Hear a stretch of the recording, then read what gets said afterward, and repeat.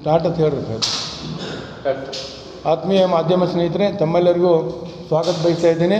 ಈಗ ಏನಾಗಿದೆ ಅಂದ್ರೆ, ಬೆಳಗಾವಿ ಅಧಿವೇಶನದ ಸಮಯದಲ್ಲಿ ಅಧಿವೇಶನಕ್ಕೆ ಬರುವಂಥ ಗಣ್ಯಮಾನ್ಯರ ಆತಿಥ್ಯದ ಹೆಸರಲ್ಲಿ ಈ ಜಿಲ್ಲೆಯ ಮಟ್ಟದ ಅಧಿಕಾರಿಗಳು ಹಣ ಸಂಗ್ರಹ ಮಾಡ್ತಾರೆ ಕೆಳಮಟ್ಟದ ಅಧಿಕಾರಿಗಳಿಂದ. ಇವತ್ತು ನಾನು ಒಂದು CD ಬಿಡುಗಡೆ ಮಾಡ್ತಾಯಿದ್ದೀನಿ. CD ಅಂದ ತಕ್ಷಣ ಎಲ್ಲರೂ ತಿಳ್ಕೊಳ್ಳೋದು ರಾಸಲೀಲೆ CD ಅಂತೇಳಿ.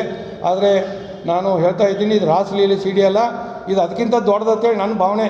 ಯಾಕಂದ್ರೆ ಈ ಸಾರ್ವಜನಿಕರ ತೆರಿಗೆ ಹಣದಲ್ಲಿ ಅವ್ರಿಗೆ ಇಷ್ಟೆಲ್ಲ ಸವಲತ್ತು ಕೊಟ್ಟರು, ಅಧಿಕಾರಿಗಳ ಹಣ ಕ್ರೋಢೀಕರಿಸಿ ಆ ಥರ ಆತಿಥ್ಯ ಸ್ವೀಕಾರ ಮಾಡ್ತಾರೋ, ಇದು ಅದಕ್ಕಿಂತ ದೊಡ್ಡದಂತ ಹೇಳಿಕ್ಕೆ ಬಯಸ್ತಾ ಇದ್ದೀನಿ. ಇದು ಪಶುಸಂಗೋಪನಾ ಇಲಾಖೆಗೆ ಸಂಬಂಧಪಟ್ಟದ್ದು.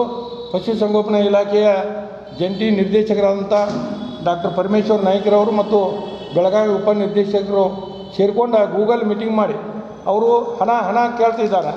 ಏನಪ್ಪ ಅಂದ್ರೆ, ಅವರು ಯಾವ ರೀತಿ ಗೂಗಲ್ ಮೀಟಿಂಗ್ ಮಾಡಿದ್ದಾರೆ ಅಂದ್ರೆ, ಮೀಟಿಂಗ್ ಪ್ರಾರಂಭ ಆಕೈತಿ. ಮೀಟಿಂಗ್ ಪ್ರಾರಂಭ ಆದ ತಕ್ಷಣ ಸೆಷನ್ ಸಂಬಂಧಪಟ್ಟಂತೆ ಈಗಾಗಲೂ ಎಲ್ಲರೂ ಕೋರ್ ಕಮಿಟಿ ಮೀಟಿಂಗ್ ಮಾಡಿ ಪ್ರಿಪ್ರೇಷನ್ ಮಾಡಿರ್ತಕ್ಕಂಥ ಟೋಟಲ್ ಎಕ್ಸ್ಪೆಂಡಿಚರ್ ಎಷ್ಟು ಬರುತ್ತೆ ಅಂತ ದೇ ಆರ್ ಪ್ಲ್ಯಾನ್. ಆ ಒಂದು ಎಕ್ಸ್ಪೆಂಡಿಚರ್ ಪಟ್ಟಂತೆ ಈಗಾಗಲೇ ಡಿಸ್ಕಷನ್ ಆಗಿದೆ ಅಂತ ಹಿರಿಯ ಅಧಿಕಾರಿಗಳು ಹೇಳಿದ ತಕ್ಷಣ, sir already we have paid sir, only small amount is pending sir. ಅದರ ನಂತರ ಅವರೇನು ಹೇಳ್ತಾರೆ ಅಧಿಕಾರಿ, ಮತ್ತು next whatever is there ಅದನ್ನು ಕ್ಲಿಯರ್ ಮಾಡಿ. Yes sir. ಅದರ ನಂತರ ನಿಪ್ಪಾಣಿ ಅಂತ ಕರೀತಾರೋ, ನಿಪ್ಪಾಣಿ ಅವ್ರು ಹೇಳ್ತಾರೋ, ಸರ್ ನಂದು ಕ್ಲಿಯರ್ ಆಗಿ ಎಲ್ಲ ಸರ್ ಕೊಟ್ಟಿದ್ದೀನಿ ನಾನು ಅಂತ ಹೇಳ್ತಾರೆ. ಓಕೆ ಕೊಟ್ಟಿದ್ದೀರಾ? ಗೋಕಾಕ್ ಕಮತ್ ಅಂತೇಳಿ ಅಲ್ಲಿ ಡಾಕ್ಟರ್ ಅವ್ರು ಕೇಳ್ತಾರೋ, ಸರ್ ಅರೇಂಜ್ ಮಾಡಿದ್ದೀವಿ ಸರ್, ನಾಳೆ ಕೊಟ್ಟು ಕಳಿಸ್ತೀವಿ ಸರ್. ಗೋಕಾಕ್ ಆ್ಯಂಡ್ ಮೂಡಲ್ಗಿ ಎರಡೂ ಕೊಡ್ತೀವಿ ಸರ್, ನಾಳೆ ಬೆಳಗ್ಗೆ ಬಂದ ಎರಡೂ ಕೊಡ್ತೀವಿ. ಓಕೆ. ಈ ರೀತಿ ಗೂಗಲ್ ಮೀಟಿಂಗ್ ಮಾಡಿ ಹಣ ಕ್ರೋಢೀಕರಿಸ್ತಾರೋ. ಸುಮಾರು 15 ಲಕ್ಷ ರೂಪಾಯಿ ವಸೂಲು ಮಾಡ್ತಾರೆ. ಒಂದು ಇಲಾಖೆ ಉದಾಹರಣೆ ಇದೆ, ಎಲ್ಲ ಇಲಾಖೆಯಲ್ಲೂ ಇದು ಐತೆ.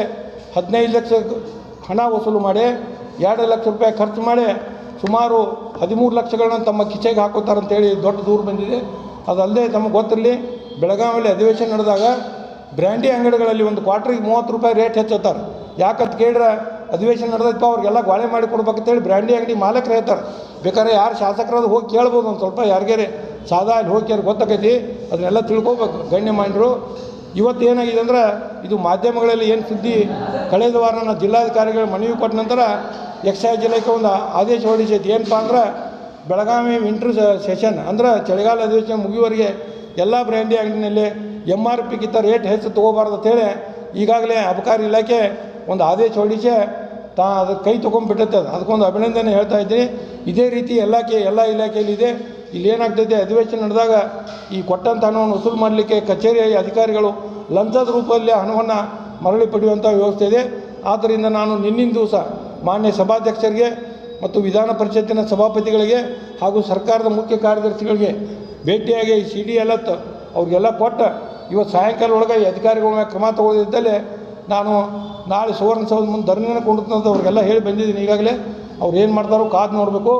ಎರಡನೇ ವಿಷಯ, ಅದು ಅತ್ಯಂತ ಈಗ ಅಧಿವೇಶನದಲ್ಲಿ ಭಾಗವಹಿಸುವಂಥ ಗಣ್ಯ ಮಾನ್ಯರುಗಳಿಗೆ ದಿನಭತ್ಯೆಯನ್ನು ಕೊಡ್ತಾರೆ, ಪ್ರಯಾಣ ಭತ್ಯೆಯನ್ನು ಕೊಡ್ತಾರೆ. ಅಷ್ಟೆಲ್ಲ ಕೊಟ್ಟಾಗ ಅವ್ರಿಗೆ ಇಲ್ಲಿ ಊಟ ಜಿಲ್ಲಾಡಳಿತದಿಂದ ಯಾಕೆ ಕೊಡ್ತಾರೋ? ಸಾರ್ವಜನಿಕ ತೆರಿಗೆ ಹಣದಲ್ಲಿ 2ರ 1 ತೊಗೋಬೇಕಂತ ಕಾನೂನಿದೆ. ಇವತ್ತು ಜಿಲ್ಲಾಡಳಿತ ಕೊಡುವಂಥ ಊಟ ಉಪಹಾರ ಮಾಡಿ ಅಲ್ಲಿ ದಿನಭತ್ಯೆಗಳನ್ನು ತೊಗೋಬಾರ್ದು. ಅಧಿವೇಶನದಲ್ಲಿ ಭಾಗವಹಿಸುವವರು ಸಾರ್ವಜನಿಕರ ತೆರಿಗೆನ ಸುಮಾರು 13 ಒಂದು ಅಧಿವೇಶನ ಏನು ಅದು, ಅದರಲ್ಲಿ 20 ಕೋಟಿಗೆ ಹೆಚ್ಚು ಊಟ ಉಪಹಾರ ಖರ್ಚಾಗಿದೆ. ಇವ್ರು ಯಾರೂ ಅಲ್ಲಿ ಇದನ್ನು ತೊಗೊಳ್ಳೋದು ಬಿಟ್ಟಿಲ್ಲ, TAD ಎಲ್ಲರೂ ತೊಗೊಂಡಿದ್ದಾರೋ.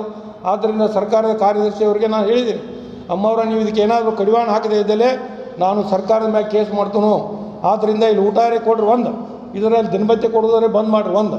ಅಕಸ್ಮಾತ್ ಇಷ್ಟು ಆಗಿಯೂ ಜಿಲ್ಲಾಡಳಿತ ಏನಾದರೂ ಊಟ ಪೂರೈಕೆ ಮಾಡ್ತಾರೆ, ಯಾವ್ಯಾವ ಅಧಿಕಾರಿಗಳು ಆ ಊಟದ ಬಿಲ್ಲಿಗೆ ಸಹಿ ಮಾಡಿದಾರೋ ಅವ್ರ ಪಗಾರದಲ್ಲಿ ಇದನ್ನು ಹಣ ಮುರ್ಕೋರು ಅಂತೇಳಿ ಕಾನೂನಾತ್ಮಕ ಹೋರಾಟ ಮಾಡ್ತಾನೆ ಅಂತೇಳಿ ಜನಪ್ರತಿನಿಧಿಗಳ ನ್ಯಾಯಾಲಯದಲ್ಲಿ ಕೇಸ್ ದಾಖಲೆ ಮಾಡ್ತಾನೆ. ಆದ್ದರಿಂದ ಸರ್ಕಾರ ಇದನ್ನು ಗಂಭೀರವಾಗಿ ಪರಿಗಣಿಸಬೇಕು. ನಮ್ಮದೇನಪ್ಪ ಏನೋ ಮಾನವೀಯತೆ ದೃಷ್ಟಿಯಿಂದ ಊಟ ಕೊಟ್ಟರೆ ಇಲ್ಲೇನು ಬರೀ ಬಡದಾಟ, ತಾಸಿಗೆ 20 ಲಕ್ಷ ರೂಪಾಯಿ ಖರ್ಚು ಮಾಡಿ ಯಾರ್ದೋ ದುಡ್ಡ ಎಲ್ಲಮ್ಮ ಜಾತ್ರೆ ಮಾಡಿ ಹೋಗ್ತಕ್ಕದ್ದಲ್ಲ. ಇದನ್ನು ಅರ್ಥಕೊಂಡ ಇನ್ನು ಮೇಲಾದರೂ ಸದನದ ಕಲಾಪಗಳನ್ನ ಇದನ್ನು ಮಾಡಬೇಕು. ತಮಗೆಲ್ಲ ಗೊತ್ತಿದೆ, ಇನ್ನು ರವಿವಾರ ಶನಿವಾರ ಪ್ರತಿ ಏನು ಸೂಟಿ ಇರ್ತೈತಿ, ಬೆಳಗಾವಿದಾಗ ಯಾರೂ ಸಿಗೋದಿಲ್ಲ. ಇವ್ರು ಎಲ್ಲಿ ಸಿಗ್ತಾರೋ? ಗೋವಾ ರಿಸಾರ್ಟ, ಗೋವಾ ಬೀಚ, ಕೊಲ್ಲಾಪುರ ಮಹಾಲಕ್ಷ್ಮಿ, ಆಜು ದೇವರ ಅವ್ರ ಹಿಂಬಾಲ ಅಧಿಕಾರಿಗಳು ರೊಕ್ಕ ಕಟ್ಕೊಂಡು ಕಂಟ ಬಿದ್ದಿರ್ತಾರೆ. ನೀವೇನು ತಿಂತಿರ್ತೀನಿ, ನೀವೇನು ಮಾಡಿರ್ತೀರಿ. ಇದಕ್ಕೆಲ್ಲ ಕಡಿವಾಣ ಹಾಕ್ಬೇಕು. ಇದರಿಂದ ನಮ್ಮದೇನು ಮಾನ ಮರ್ಯಾದೆ ಹೋಗೋದಿಲ್ಲ. ಅಧಿವೇಶನದಲ್ಲಿ ಭಾಗವಹಿಸುವಂಥ ನಮ್ಮ ಗೌರವಾನ್ವಿತ ಜನಪ್ರತಿನಿಧಿಗಳ ಮಾನ ಮರ್ಯಾದೆ ಹೋಗ್ತೈತೆ ಅಂತೇಳಿ ನಾನು ಹೋರಾಟ ಮಾಡ್ತಾಯಿದ್ದೀನಿ. ಭೀಮಪ್ಪ ಗಡಾದ ಮಾಹಿತಿ ಹಕ್ಕು ಕಾರ್ಯಕರ್ತ ಮೂಡಲ್ಗಿ.